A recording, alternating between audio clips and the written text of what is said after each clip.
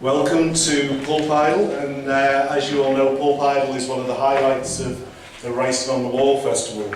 And Pulp Idol is recognised as the showcase for local emerging and also established literary talent. When they first sent me out to steal, I was 10 years old. The bag bothered me most. Brown, stiff leather, with handles that were frayed down to the white wire. They burned your skin if held for too long. Later, they told me I held it too high, like a bloody shield, and too far away from me when I walked with it. They said I held it like it was a disease. It's only so. She knew that something was wrong when the thunder came.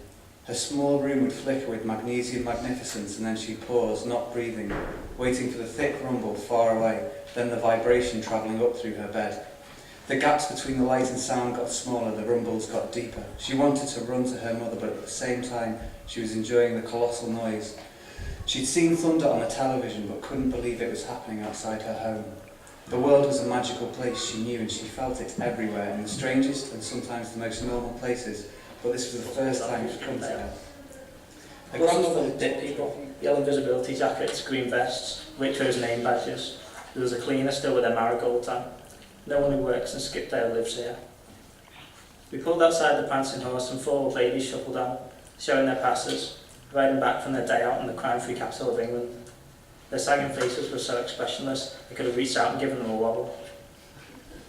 Then there was you, all red curls and smiles, stepping up to buy your ticket, and the warmth rose through me like helium into my brain.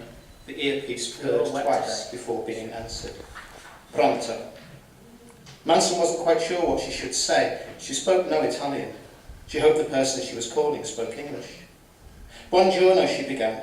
May I speak to Inspector Cassini? There was a mild commotion, and the noise of the handpiece being put down on a hard surface, followed by some shouting, during which she could just make out Cassini's name being called, before a second voice, deeper than the first, spoke one word. Cassini. He stared into the mirror. He was a mess. Lack of sleep, poverty, the marks of his past etched in his face provided a useful maturity and edge beyond his 19 years. He soaped his hands and face, gouging down behind his nails. It was the best he could do, not really enough. Back in his booth, in the corner, he looked at himself in the mirrored wall opposite. Was this the chance he'd been waiting for? He felt the weight of the necklace in his pocket, convinced of his authenticity. I spy a poster of Bjork on one wall, alongside an Audrey Hepburn portrait and a map of the world on the adjacent one. The greasy smell, which is coming from the empty pizza box that lays right next to my head, makes me want to strangle someone. I feel a bit like Lloyd Grossman, trying to work out who lives in a house like this. All I have to do is turn over, because I can hear a snoring next to me, but it's possible I may shatter into a million little pieces if I do. We've been on the run for weeks now, living on the leftovers in the bins outside Pizza Hut and Kentucky Fried. It didn't worry him too much, the food thing. People were wasteful, especially when they rolled out of the bars, drunk and swaying, ordering too much and throwing it away hardly touched. All he had to do was position himself in the right place, and he could get hot food every night. They didn't seem to see him. He emerged into the shadows like a ghost. The tide is beginning to recede, and a swarm of purple red shanks land adroitly on re-emerging moss-covered rocks at Egremont. The inexorable sun continues its ascent and casts brilliant shards of light from a bright orange disc that rises like a trophy over the Liverpool skyline. It's no fucking use. Simon knows he won't get back to sleep anytime soon.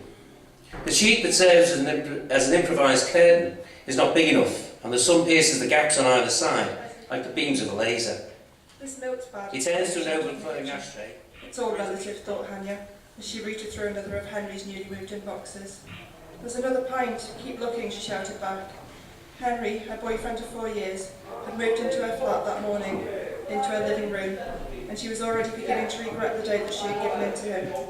She smiled as she dropped a carved wooden giraffe back into the box. She had collected far too much of this sort of stuff herself, without now having to make room for someone else's. So third, Debbie Morgan.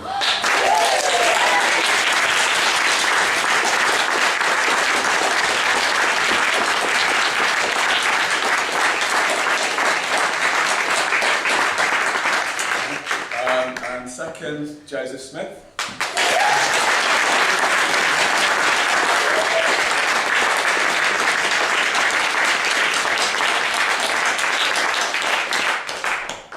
And the winner is James Rice.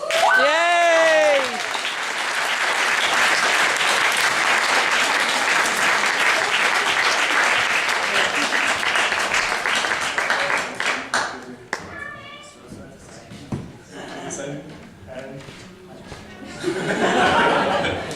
James says thanks.